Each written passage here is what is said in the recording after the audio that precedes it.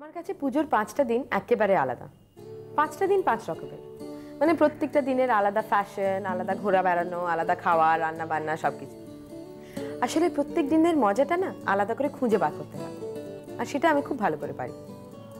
আজকে মহা অষ্টমী, আজকে আমি সকালবেলা উঠে একেবারে রেডি হয়ে রয়েছি। ছোটবেলা থেকেই মা প্রত্যেক পুজোর সময় আমাকে একটা করে নতুন শাড়ি দেন, সাদা শাড়ি লাল পাড়। ছোটবেলায় আমি একেবারে জানতাম না শাড়ি পাড় আঁচল কিছুই, তখন থেকেই মাই আমাকে শাড়িটা পরিয়ে দেন। তারপর আমরা একসঙ্গে যাই অঞ্জলি দিতে। সেখানে ঠাকুরমশাই গড় গড় করে মন্ত্র উচ্চারণ করছেন, আর সবাই সাইডে দাঁড়িয়ে একই মন্ত্র উচ্চারণ করতে থাকছে।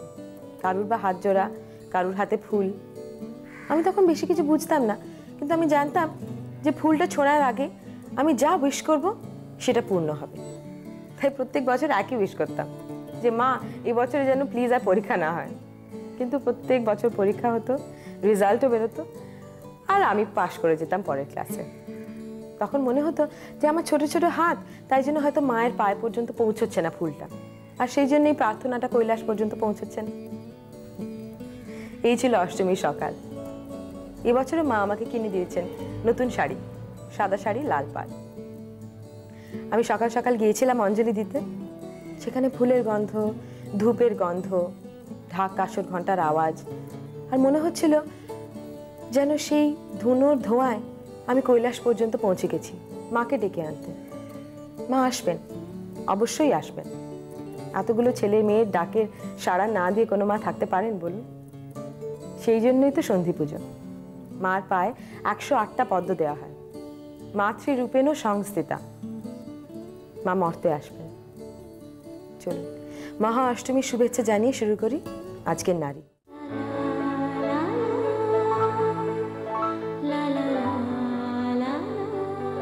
নমস্কার, আমি নারীর কমলিকা।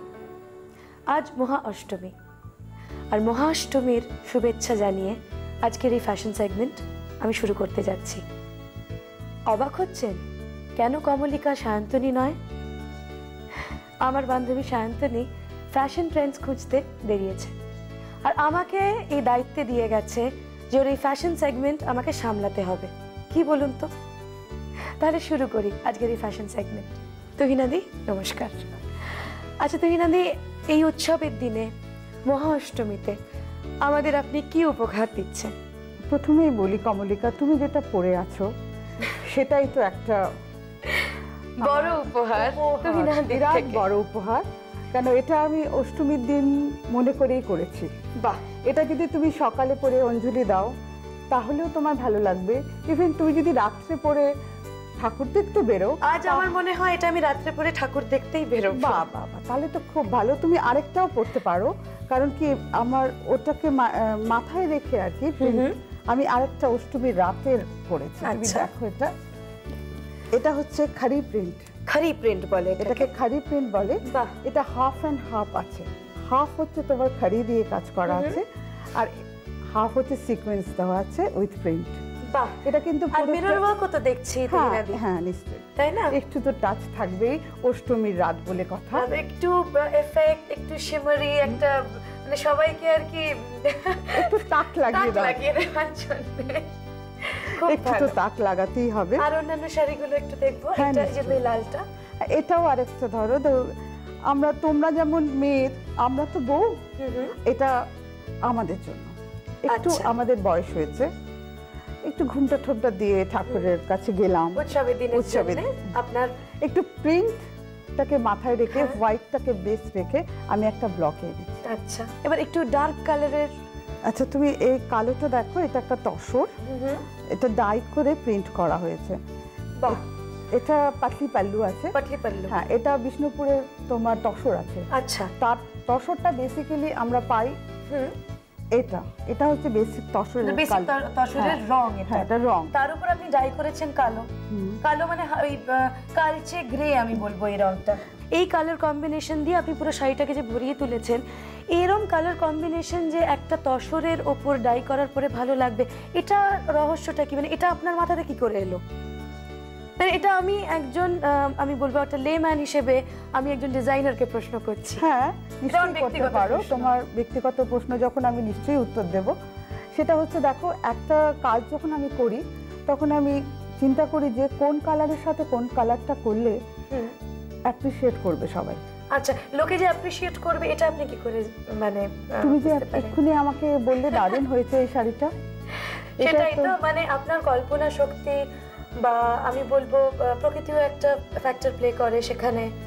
আমি প্রকৃতি তো দেখো, প্রকৃতিকে নিয়েই কাজ করি আমরা। আমার কাজের মধ্যে লতা পাতা ফুল সবই রয়েছে। আমি মন থেকে খুব রঙিন, সেই জন্য আমি রঙকে খুব ভালোবাসি।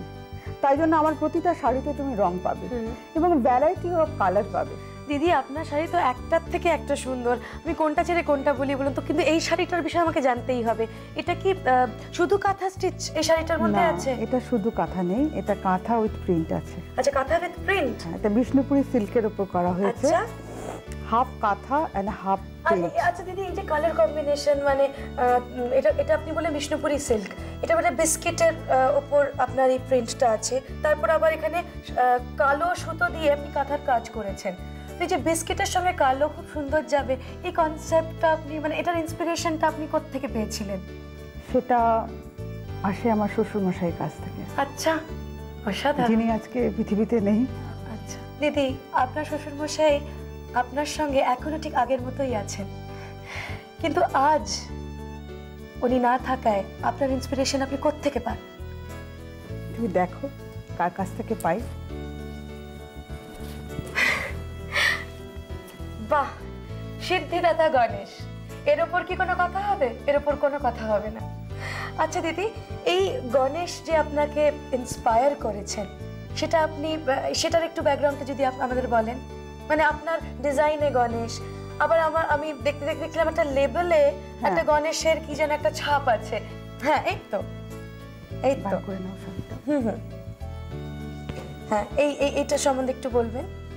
এই যে এটা দেখছো, হ্যাঁ, এটা গণেশের সুর। আচ্ছা, হ্যাঁ, আর এই যে দেখছো এটা আমার সূচ। আচ্ছা, গণেশের সুরের সঙ্গে ওনার ছুঁচ একেবারে একাত্রিত হয়ে গেছেন।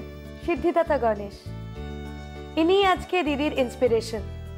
আর আমার মনে হয় এরকম ফাটাফাটি কাজ সত্যি অমূল্য, এর কোনো দাম হবে না, দাম হতেই পারে না। কিন্তু আমরা আমাদের দর্শক বন্ধুদের বলবো ওনার বুটিকে মানে স্নেহাস বুটিকে কি রেঞ্জ থেকে মানে আমাদের শাড়ি আমরা পেতে পারি। তো দিদি, আমাদের যে শাড়িগুলো আপনি দেখালেন আপাতত এখানে আছে এবং আপনার বুটিকে আছে, সেই টাকার রেঞ্জটা আমাদের জন্য একটু জানান। আমার 350 থেকে শুরু। 350 থেকে শুরু, থেকে কত অবধি ওঠে? 3500। 3500। আর 350 টাকা 500 বা 1000-এর নিচের শাড়িগুলো কেমন ধরনের শাড়ি হয়? এবং আমাদের দর্শক বন্ধুরা 350 শাড়ি দেখতে চাইছো? হ্যাঁ, মানে কি ধরনের শাড়ি ওই রেঞ্জগুলোর মধ্যে? Cotton, pure cotton. Pure cotton. আচ্ছা, মলমলের উপরে। আচ্ছা, খুব সুন্দর, with blouse piece. With blouse piece. Excellent. আজ মহাষ্টমীর এই ব্যস্ততায় আমাদের কম্পিটিশনের কথা ভুললে কিন্তু চলবে না। হ্যাঁ, আপনাদের যদি কোনো ক্রিয়েশন থাকে আমাদের স্যাম্পল হিসেবে পাঠিয়ে দিন। সমস্ত স্যাম্পলের মধ্যে থেকে আমরা সেরা স্যাম্পলকে বেছে নেব এবং যারটা বাছবো তাকে আমন্ত্রণ জানাবো এখানে এসে বসার জন্য। গল্প হবে, আড্ডা হবে এবং তিনি সুযোগ পাবেন তার ডিজাইন কনসেপ্ট আপনাদের কাছে ডিসপ্লে করার। তাহলে দেরি করবেন না, শিগগিরই স্যাম্পল পাঠিয়ে দিন। নিয়মিত আমাদের অনুষ্ঠান দেখুন আর চিঠি লিখবেন কেমন লাগছে এই অনুষ্ঠান। তাহলে এতক্ষণ আমরা স্নেহাস কালেকশনস, স্নেহাস বুটিকের তুহিনাদির কালেকশন দেখলাম। তো চলুন চট করে বেরিয়ে আজকে আমরা মার্কেট সার্ভে করব, দেখব তারা কি কালেকশন দেবে আমাদের।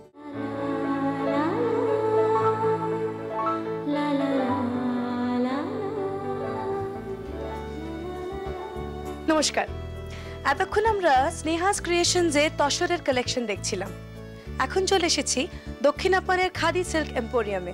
দেখা যাক এদের তসরের কি কালেকশন আছে। তসরের উপর ওখানে কিছু হ্যান্ড পেন্টিংও করা হয়, মানে আমরা মিক্স অ্যান্ড ম্যাচ যেটাকে বলি, সেই কালেকশনগুলো একটু দেখা যাক।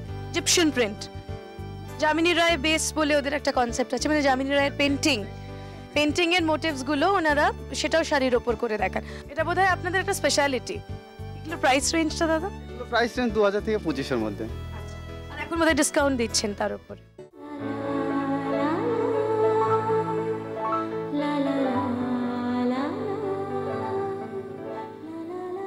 নমস্কার, আজ মহা অষ্টমী। অষ্টমীর এই শুভক্ষণে আমি দেবযানী আবার এসে গেছি আপনাদের সামনে নারীর স্বাস্থ্য বিভাগ নিয়ে। ষষ্ঠী গেল, সপ্তমী গেল, সারা দিন প্যান্ডেলে প্যান্ডেলে ঘোরাও হলো, নতুন জামা, নতুন জুতো। কিন্তু অষ্টমীর দিন থেকে যেদিকেই তাকাই সবাই যেন কেমন খোঁড়াচ্ছে, বিশেষত মেয়েরা। আসলে বড় বড় হিল কিনেছে তো পুজোয় পড়বে বলে, কিন্তু ঘুরে ঘুরে যে গোড়ালিতে এত ব্যথা হয়েছে যে আর হাঁটতে পারছেন না। চলুন আজকে এই পুজোর দিনে আমরা না হয় একটু গোড়ালির ব্যথা নিয়ে আলোচনা করি। আজকে আমাদের মধ্যে আমরা পেয়েছি বিশিষ্ট অর্থোপেডিক সার্জন ডক্টর কুণাল সেনগুপ্তকে। নমস্কার ডক্টর সেনগুপ্ত। আচ্ছা ডক্টর সেনগুপ্ত, আমি যেটা বললাম যে পুজোর সময় প্যান্ডেলে প্যান্ডেলে ঘুরে পায়ে ব্যথা হয়েছে, সেটা নয়, কিন্তু এমনি তো আমাদের পায়ের ব্যথা বলতে মেনলি গোড়ালির ব্যথা কিংবা পায়ের পাতায় ব্যথা হয়। এটা কেন হয়, কি কারণে হয়? গোড়ালির ব্যথার একটা খুব কমনেস্ট কারণ, এবারে কমন পাবলিকও মানে জেনারেল পেশেন্টরাও ধরে আসে যে আমার পায়ের গোড়ালির তলায় হাড় বেড়েছে। এটা কিন্তু সত্যি ঘটনা। দেখা যায় ক্যালকেনিয়াস বলে একটা বোন আছে, হাড় আছে, যেটা গোড়ালির হাড়টা আর কি, সেখানে এক্সরে করে দেখা যায় একটা হাড় বেড়ে গেছে। কিন্তু হাড় বাড়াটাই যে কারণ তা নয়, ওখানে একটা লিগামেন্ট আছে, সেখানে একটা ইনফ্লামেশন হয়, প্ল্যান্টার ফাসাইটিস বলে। সেটাই হচ্ছে আমাদের এখানকার কমনেস্ট কারণ গোড়ালির ব্যথা। এবং সেটা আমাদের দেখতে হয়, একটা এক্সরে করে দেখতে হয়, সিম্পল কিছু ব্লাড টেস্ট করি, ইউরিক অ্যাসিড টেস্ট করি। অনেক সময় ইউরিক অ্যাসিড বাড়লেও গোড়ালির ব্যথা হয়। এক্স্যাক্ট কোন জায়গাটা ব্যথা হচ্ছে, গোড়ালির তলায় না পেছনে ব্যথার কারণটা আবার অন্য, সেটা আবার দেখতে হয় আমাদের এক্সরে করে। অনেক সময় দেখা যায় পেছনেও হাড় বাড়ে, সেটা যে শিরাটা অর্থাৎ টেন্ডো অ্যাকিলিস বলে, মানে গোড়ালির পেছনে মেইন যেটা শিরা, যেটা দিয়ে আমরা পাটাকে নিচে ঠেলে আমরা হাঁটি মানুষেরা, সেই টেন্ডো অ্যাকিলিসটা মানুষের শরীরে সবচেয়ে শক্তিশালী শিরা আর কি। সেইখানে অনেক সময় ইনফ্লামেশন হয়, সেখানেও ব্যথা হয়। তো কারণটা জানতে হবে আগে আমাদের চিকিৎসা করার আগে। এটা কি হাঁটা, বেশি হাঁটলে বা একদমই কেউ হাঁটছে না, একদম অলস, দুটোই খারাপ? দুটোর জন্যই হতে না, দুটোই খারাপ। কেউ যদি একেবারে না হাঁটে তাহলে তার ফুটের মাসেলসগুলো ডেভেলপ করবে না। এইবার সে যদি হঠাৎ কিছু হাঁটতে শুরু করে এমনি ব্যথা হবে। আর হঠাৎ এই যে যেটা আগে বললেন পুজোর সময় অতিরিক্ত হাঁটা, যাতে সে হ্যাবিচুয়েটেড নয়, সে যদি হঠাৎ অতটা আনহ্যাবিচুয়েটেড হাঁটে তাহলে এত স্ট্রেনের জন্য একটা পেন হবে। সেটা কিছুই না, একটু রেস্ট দিলেই আবার ফুট পেনটা চলে যাবে। আচ্ছা, যেটা আমি বললাম যে উঁচু উঁচু হিল পরে হাঁটছে তার জন্য ব্যথা, মানে জুতোর কি ভূমিকা আছে? জুতোর ভূমিকা তো বিরাট আছে। উঁচু হিল যেটা বললেন, উঁচু হিলটা যদি কেউ আনহ্যাবিচুয়েটেড হয় তার অলওয়েজ অ্যাঙ্কেলে একটা স্ট্রেন পড়বে। সে হঠাৎ প্রথম উঁচু হিল কিনে মাইলের পর মাইল হাঁটলো, তা তার যে অ্যাঙ্কেলের মাসেলসের সারাউন্ডিং যে একটা স্ট্রেংথ আছে নর্মাল, সেটা একটা অ্যাবনর্মাল ফোর্স পড়ছে, তাতে একটা পেন হবেই। তো হিলটা কি পরা উচিত না উচিত না? না, হিল একটা সার্টেন লেভেলের বেশি কখনো পরা উচিত না, কখনোই পরা উচিত না। গোড়ালি ব্যথাটা মানে এখন রয়েছে, তখন তাহলে কি সে হিল পরবে না? না? গোড়ালি যদি ব্যথা থাকে তাহলে তো হিল পরবেই না, তাকে নরম চটি পরতে হয়। নরম চটি পরাটা হচ্ছে গোড়ালির ব্যথা একটা চিকিৎসা। সেটা তাকে বাড়িতেও পড়তে হবে। এখন আমাদের দিকে জুতোর মধ্যে সিলিকন হিল প্যাড ইম্পোর্টেড পাওয়া যায়, এখন ইন্ডিয়াতেও পাওয়া যায়। সেই একটা সিলিকন হিল প্যাড লাগিয়ে পড়তে হবে। অথবা যে ওটা অ্যাফোর্ড করতে পারবে না, সিম্পল একটু স্পঞ্জ কিনে অর্ডিনারি মুচিকে দিয়ে ও স্পঞ্জ লাগিয়ে গোড়ালির তলায় লাগিয়ে পড়তে হবে। সেটা ছেলে হোক মেয়ে হোক সবাইকেই পড়তে হয়, এবং সেটা একটা চিকিৎসা। আচ্ছা, একটা জিনিস দেখা যায় যে এই গোড়ালির ব্যথা বা পায়ের পাতার ব্যথাটা পুরুষদের থেকে না, মানে মেয়েদের বেশি হয়। এটা কেন? মেয়েদের একটু বেশি হয় কারণ মেয়েদের মাসেল টোনটা একটু কম, সুতরাং আর তারা অনেকক্ষণ দাঁড়িয়ে দাঁড়িয়ে রান্না করে, হয়তো মেবি যে সেটা একটা কারণ। কিন্তু এটা সত্যি কথা, মেয়েদের একটু বেশি হয়।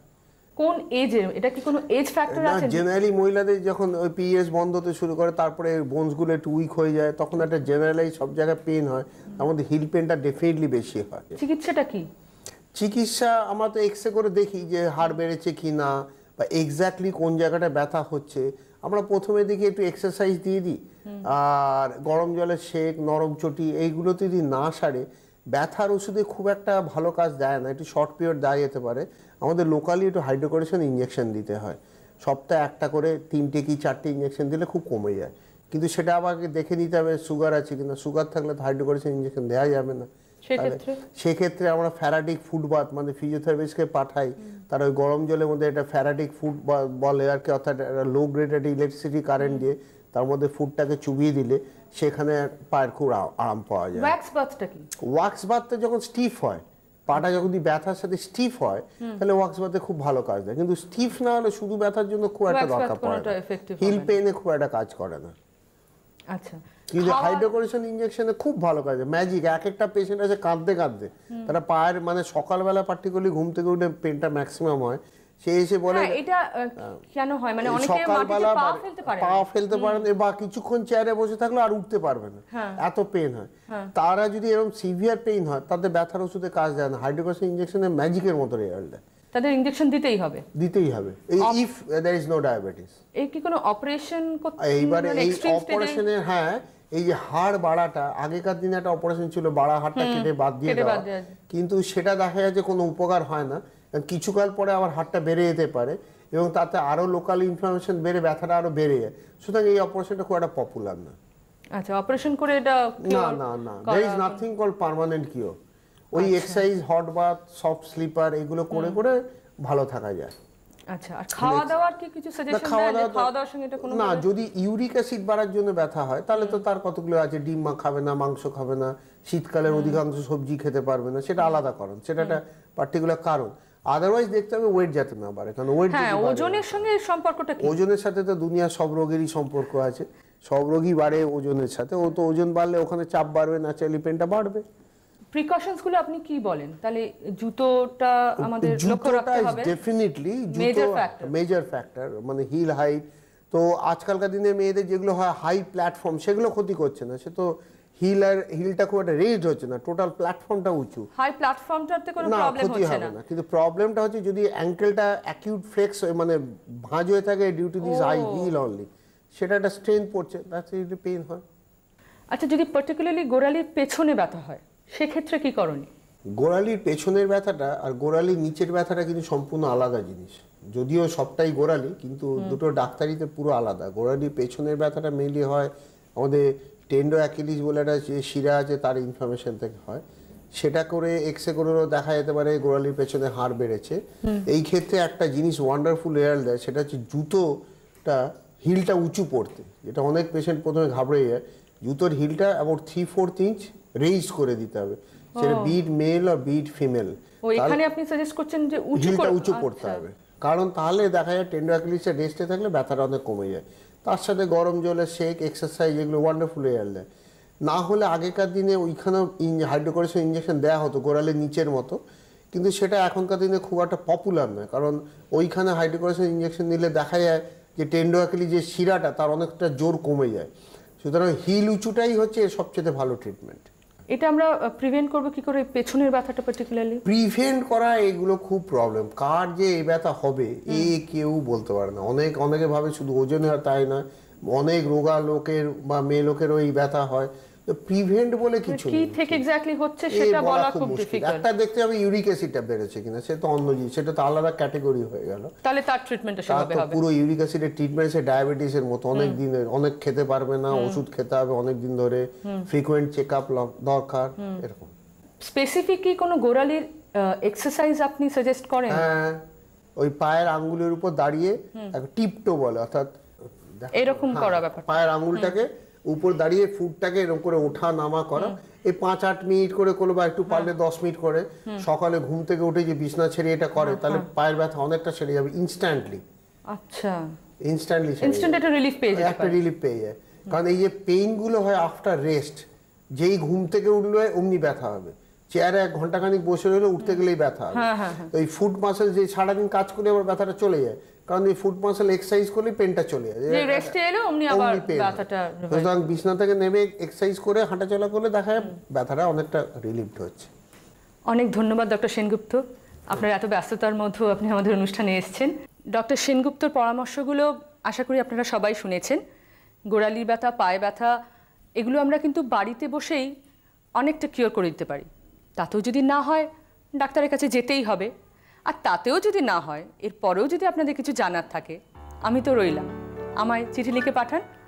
আমাদের ঠিকানাটা মনে আছে তো? নারীর স্বাস্থ্য বিভাগ, আপনাদের জন্য। আপনার জীবনে যদি এমন কোনো ঘটনা ঘটে থাকে, এমন কোনো অসুখ যাতে আপনার বাঁচার কথা নয় কিন্তু আপনি বেঁচে আছেন, সেই ডাক্তারের কথা যিনি আপনাকে বাঁচিয়ে তুলেছেন, আপনার সেই দিনগুলোর কথা যে সময় আপনি দিন রাত লড়েছেন সেই রোগের সঙ্গে, আমাদের লিখে পাঠান। আমরা আপনাদের এই ঘটনাগুলো সবার সামনে তুলে ধরব, কথা দিচ্ছি। তুমি যে আমার চিরদিনের সেই নারী।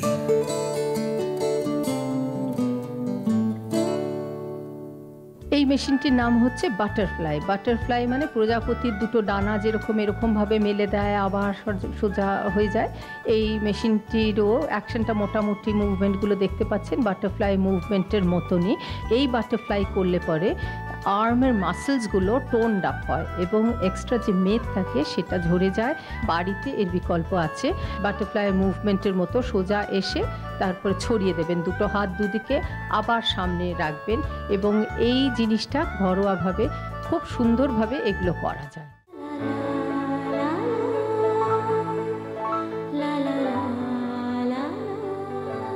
আজ মহা অষ্টমী। আমার এবং নারীর সকলের তরফ থেকে জানাচ্ছি মহা অষ্টমীর আন্তরিক শুভেচ্ছা ও ভালোবাসা।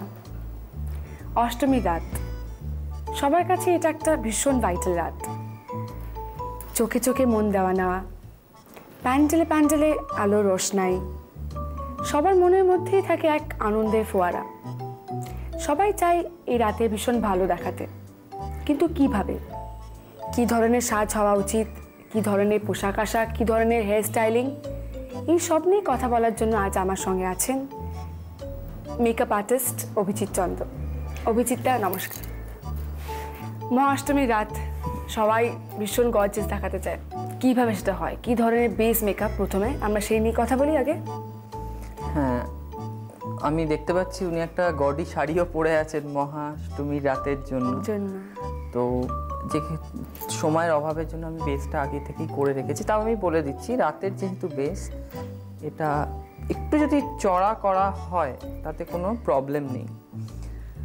একটু চড়া করতে গেলে আমরা যেটা আমি যেটা প্রেফার করি, আজকাল মার্কেটে অনেক ধরনের ফাউন্ডেশন আমরা পাই যেটা স্টিক ফর্মেশনে আসে এবং ওয়াটারপ্রুফ, যেটা লাগালে ঘাম হওয়ার সম্ভাবনা থাকে না।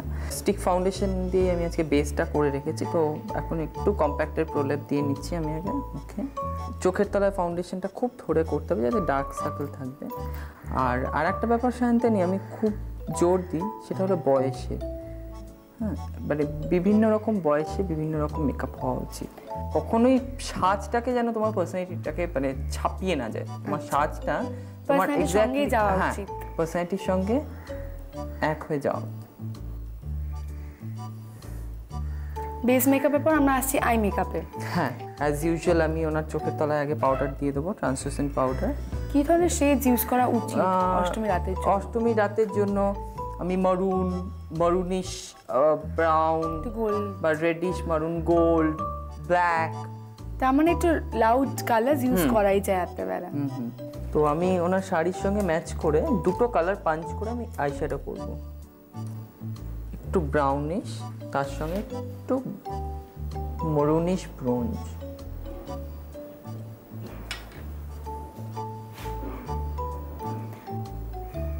চোখের পাতাটাতে এটা ব্লেন্ড করব শ্যাডোটা।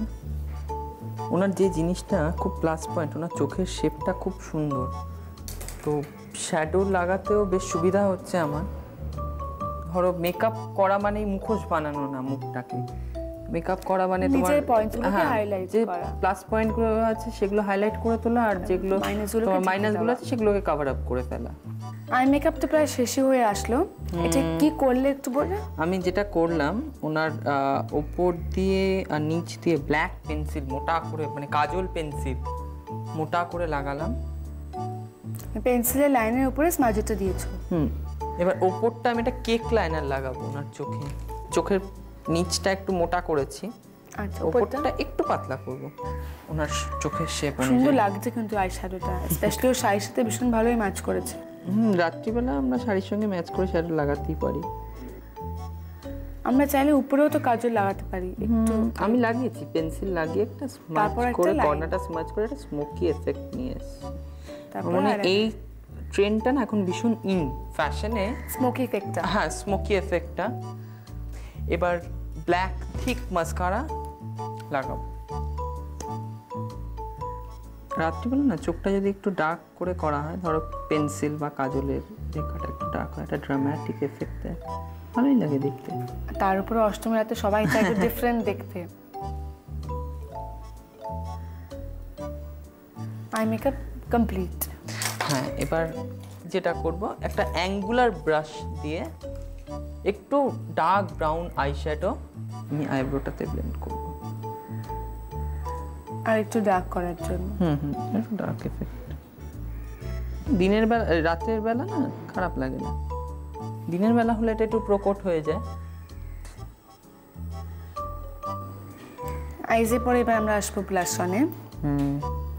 আশা করি এটা একটু ডার্ক শেড ইউজ করা হবে এখন। এবার আমরা ব্লাশ অনে যাব, তাই তো? ব্লাশনে আজকে একটা অন্য জিনিস দিচ্ছি আমি। আজকে একটা পিগমেন্ট পাউডার দিয়ে ব্লাশন করব, এটা ব্রোঞ্জ পিগমেন্ট পাউডার দিয়ে। সাধারণত আমরা কেক ব্লাশন দেখে অভ্যস্ত। আজকে আমি যেটা লাগাবো পাউডার, এটা একটা পিগমেন্ট পাউডার বলা হয়, ব্রোঞ্জ পিগমেন্ট পাউডার, যেটা আমি আজকে লাগাবো। কেন এটার মানে এটা এফেক্টটা বেশ ভালো দেয়, একটা তোমার শাইনি এফেক্ট থাকে, অ্যাজ ওয়েল অ্যাজ গালটাও না বেশ ভালো কাটা যায়, যাদের একটু হেভি গাল। ব্লাশনটা লাগাবার ক্ষেত্রে সেই আমি একই প্রসেস অ্যাপ্লাই করব, গালটা একটু টেনে নিতে বলবো। হ্যাঁ, গালটা টেনে নিয়ে তারপর দেখো ওনার যে জায়গাটা দেখতে হবে, ওনার জায়গাটা হলো এই জায়গাটা ভারী, তাই তো? এই জায়গাটা ভারী, কপালটা একটু উঁচু, তাই তো? এইগুলোকে কভার করব আমরা আজকে ব্লাশনটা দিয়ে। এই স্ট্রোকে যাদের গাল একটু ভারী তারা এই স্ট্রোকে ব্লাশন অ্যাপ্লাই করুন।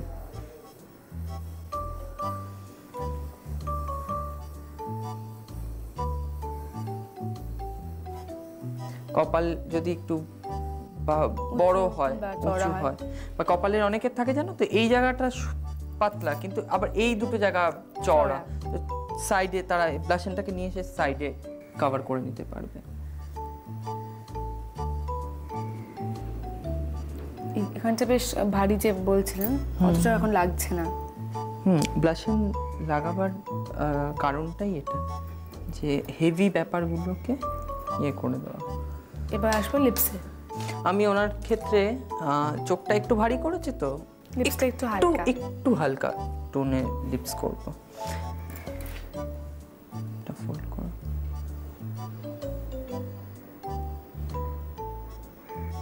ওটা শাড়ির সঙ্গে মানানসই করে। লিপ লাইনটা আমাদের কমপ্লিট হয়ে গেল। এবার লিপস্টিক না অনেক সময় 2-3টে শেড ম্যাচ করে নিলেও ভালো দেখতে লাগে। হ্যাঁ, ডিফারেন্ট আসে। ধরো কোনো কালার তোমার কাছে নেই, তখন তুমি 2-3টে শেড ম্যাচ করতে করতে দেখবে কালারটা খুঁজে পেয়ে যাবে। এই কালারটা ওর শাড়ির পাড়ের সঙ্গে বেশ ম্যাচ করেছে। আর একটু শাড়ির সঙ্গে ট্রেডিশনাল শেডস ইউজ করলেই ভালো লাগে না? একটু মারুন, একটু চকলেট। লিপস্টিকটা লাগাবার পরে একটা টিস্যু পেপার দিয়ে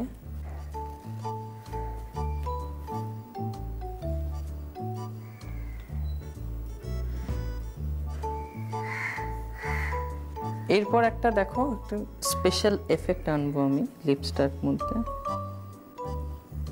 একটু গোল্ড লিপ গ্লস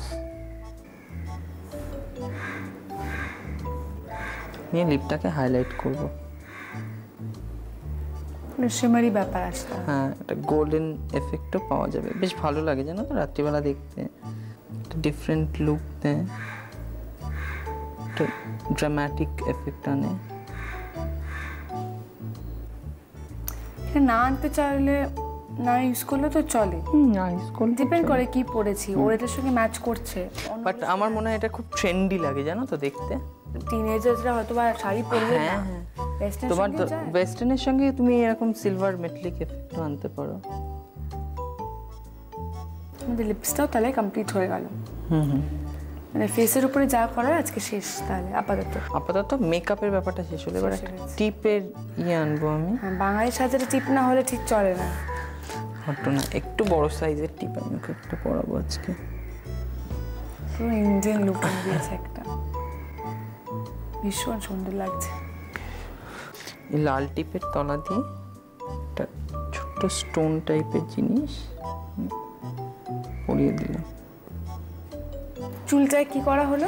চুলটাকে সামনেটা একটু ব্যাক কম করে নিয়েছি, করে বব পিন দিয়ে না চুলগুলোকে সাইডে ক্লিপ করে নিয়েছি, মানে আটকে দিয়েছি।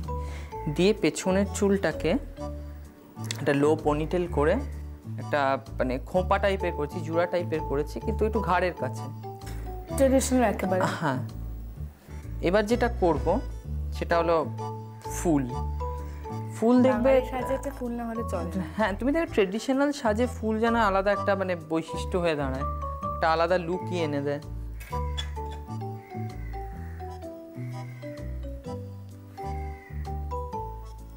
ফুলটাকে দর্শকরা মানে যেরকম নিজের মুখের শেপ বা যেরকম ভালো লাগে সেই অনুযায়ী সেট করতেই পারেন। ফুলের মালাটা না একটু মানে ঘাড়ের কাছ দিয়ে যদি দেখা যায়, আমার মনে হয় একটু ব্যালেন্স আনে মুখে। একটু ঘাড়ের কাছ থেকে আমি একটু বার করে দিলাম মালাটা, আর বাকি ফুলটাকে জড়িয়ে আবার ঢুকিয়ে দিচ্ছি। তো নিট লুক আসে। ও যা এসেছিল আর যা হয়ে যাচ্ছে দুটোর মধ্যে হেভেন তফাৎ। আমার মনে হয় মোটামুটি আমাদের অষ্টমীর সন্ধ্যের সাজ কমপ্লিট। হ্যাঁ, তা বলতে পারো। ওকে একটু দেখিয়ে দিই আয়নাটা, কিরকম লাগছে ওর নিজেকে। ও বোধহয় এতক্ষণ বসে বসে সাজতে সাজতে মানে চিন্তা করছে যে কতক্ষণে দেখবো। কিন্তু যখন নেট রেজাল্টে দেখতে পারবে তখন বেশ খুশিই হবে। দেখা যাক সেটা। দেখুন, পছন্দ? অনেক ধন্যবাদ অভিজিৎ দা। আশা করি আপনাদেরও খুবই ভালো লাগবে এই এপিসোডটা। আজকে সন্ধ্যেবেলা কিন্তু এই মেকআপটা ডেফিনেটলি ট্রাই করবেন। আই এম শিওর আপনারা দেখতে সত্যিই সুন্দর লাগবে। তারপরে কিন্তু আমাকে লিখে পাঠাতে ভুলবেন না। আমাদের কম্পিটিশনের কথা মনে আছে তো?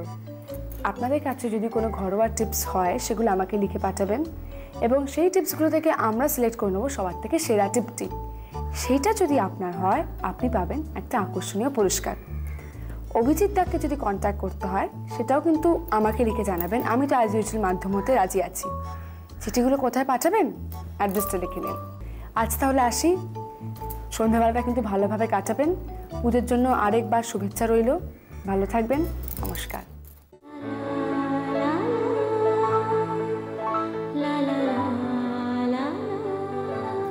নমস্কার। আজ মহা অষ্টমী। পুজোর এই দিনটা কিন্তু বাঙালির কাছে সবচেয়ে ইম্পর্ট্যান্ট আর ভাইটাল দিন। এই দিনটাকে বাঙালি খুব যত্ন করে নিজের মতন করে সাজায়। আর এই দিনে আহার ব্যবস্থায় কিন্তু বাঙালির জুড়ি মেলা ভার। তাই জন্য আজকে মহা অষ্টমীর দিনে একটা স্পেশাল রান্না আমরা শিখব বলে আমাদের সঙ্গে নিয়ে এসেছি জয়ন্তী দত্তকে। নমস্কার। জয়ন্তীদি, আপনি আজকে আমাদের কি শেখাচ্ছেন? আজকে স্পেশাল দিনে আমি একটা স্পেশাল রান্না করছি, যেটা হচ্ছে মাটন রেজালা। মাটন রেজালা? তাহলে তোর কিছু মনে পড়ছে? হ্যাঁ, এটাই আমি এক্ষুনি বলতে যাচ্ছিলাম।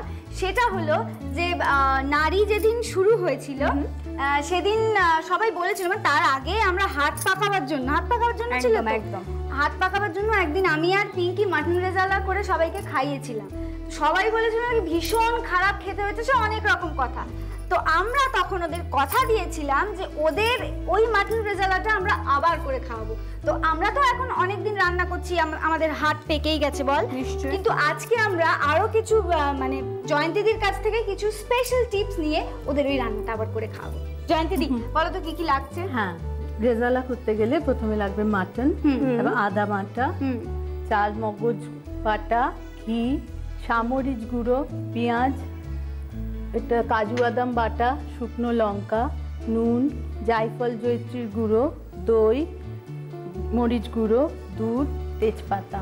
আচ্ছা, এটা কি তুমি মাটনটাকে কি আগে কিছু ম্যারিনেট করে নেওয়া? হ্যাঁ, ম্যারিনেট না, এটা আগে আমি একটু প্রিপারেশন খানিকটা অর্ধেকটা করে রেখেছি।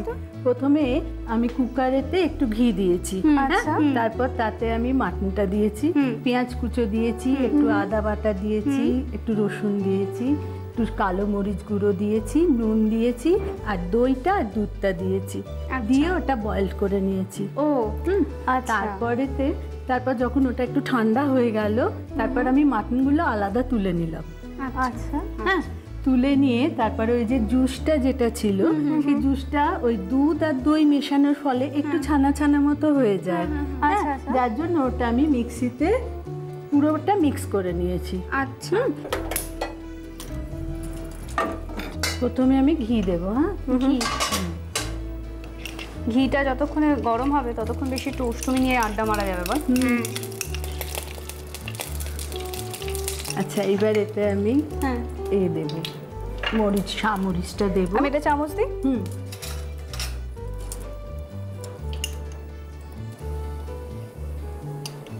তারপর এই শুকনো লঙ্কা আমি 4টে দিলাম। হ্যাঁ, যেহেতু এটা 500-র মতো মাংস আছে তার জন্য আমি 4টে দিলাম। ঘি, তারপরে তেজপাতা, তারপর ওই সামরিচ গুঁড়োটা, তারপর এই শুকনো লঙ্কা 4টে আস্ত হ্যাঁ ভেজে নেব। হ্যাঁ, নিয়ে একপাশে সরিয়ে দিলাম, দিয়ে এবার মাটনটা দেব। তেলটা বেশ ভালোই গরম আছে। হ্যাঁ, তোমার এটা একটু তেল ইউজ করা হবে কি? না, তেল লাগবে না। মাংসের থেকেই বোধহয় হ্যাঁ মাংসটা অনেকটা বেরোয়। তারপর ঘি দেওয়া আছে। মাংসটা তো বললে আগে ঘি দিয়ে একটুখানি একটু ঘি দিয়ে বয়েল করা আছে, তারপর আবার একটু ঘি দিয়ে করেছি। আমি নাড়ি। আচ্ছা জয়ন্তীদি, পুজোয় তো তুমি বললে তুমি খুব একটা ঠাকুর দেখতে বেরো না ভিড়ের মধ্যে, তাহলে পুজোতে তোমার বাড়িতে অনেক লোকজন আসেন তো? হ্যাঁ, বাড়িতে কিছু গেস্ট আসেন। তাদের তো মানে অনেক কিছু রান্না করে খাওয়াতেই হয় পুজোর সময়, স্পেশাল দিন। আচ্ছা, একটা তো এটা হলো, আর কি কি তুমি বলো তো এবার পুজোয় মানে স্পেশাল রান্না? আচ্ছা, আমি মাছই করেছি, আর তাছাড়া নিরামিষ খাওয়াটা একটু বেশি হয় ষষ্ঠীর দিন। আমাদের মাছ মাংস হয় না, যার জন্য উপোস থাকে, যার জন্য নিরামিষ ডিশটা যেমন এই ছানা, পনিরের ভর্তা, পনির টিক্কা এগুলো বানাই। তারপরে সপ্তমীর দিন মাছের প্রিপারেশন করেছিলাম, আজকে তো এটা করছি। মানে আমার স্পেশাল লোকের জন্য করা। স্পেশাল লোক আমরা নিশ্চয়ই। আর তাছাড়া আমার হাজবেন্ড খেতে ভীষণ ভালোবাসে। যে আপনি বোধহয় মাটন রেজালাটা কোনো একবার অষ্টমীতে করে ওদের দাদাকে খাইয়েছিলেন। হ্যাঁ, সেই জন্য ভীষণ ভালোবাসে, আর একটু লাইট রান্না খেতে ভালোবাসে, তো যার জন্য এটা করা। আচ্ছা, এই গ্রেভিটাতে এবারে আমি কাজু বাদাম হ্যাঁ কাজু বাদাম পেস্টটা মিশিয়ে দিলাম, আর চাল মগজটা মিশিয়ে দিলাম, গ্রেভিটা এতে দিয়ে দিলাম।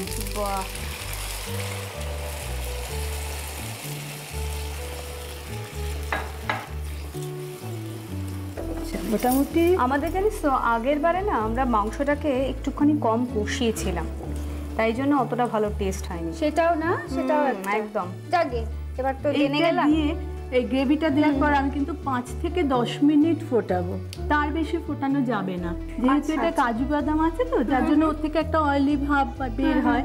তা সেটা যদি বেশিক্ষণ ফোটানো যায় না, তাহলে একটা তেলচিটে গন্ধ এসে যায়।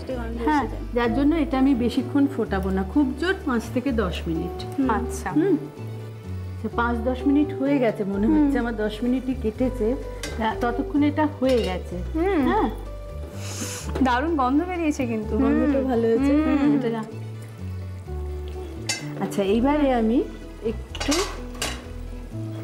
জয়িত্রী জায়ফল গুঁড়ো, ওইটা হয়ে যাবার পর এটা দিতে হবে। হ্যাঁ, জয়িত্রী জায়ফল গুঁড়ো একটু দিয়ে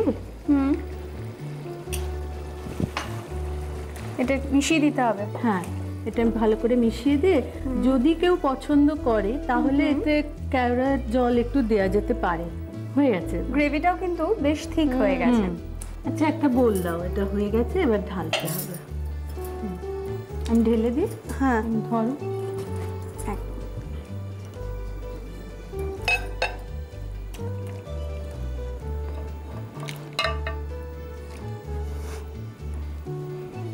মানে মাটন রেজালা তৈরি। গরম লাগবে না? ঠিক আছে, এটা গার্নিশিং এর কোনো ব্যাপার নেই। হ্যাঁ, এই যে শুকনো লঙ্কাগুলো আছে এগুলোই গার্নিশ করে দেয়, আলাদা করে আর গার্নিশ করার দরকার হয় না। আচ্ছা, মাটন রেজালাটা মানে মোটামুটি সাদা রঙের গ্রেভি, আর তার উপরে লাল রঙের যখন শুকনো লঙ্কাগুলো আছে। অষ্টমীর দিন সন্ধ্যাবেলা কি দিয়ে খাওয়া যায় বলে? এটা তন্দুরি রুটি দিয়ে ভীষণ ভালো লাগে। তন্দুরি রুটি দিয়ে এটা ভীষণ ভালো লাগে। বাড়িতে শেফ কত যে বাড়িতে তো মেহনত করে মাংসটা রান্না করা হচ্ছে, রুটিটা বাইরে থেকে কিনে নিলেই হয়ে যায়।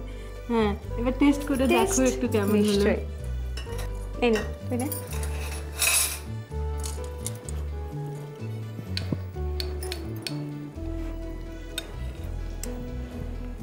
দারুণ হয়েছে।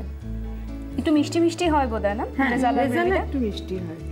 আচ্ছা, আমরা যেটা করেছিলাম সেটা কি এতটা মিষ্টি মিষ্টি ছিল না? সেই জন্যই না, টক ঝালটা একটু বেশি হয়ে গেছিল।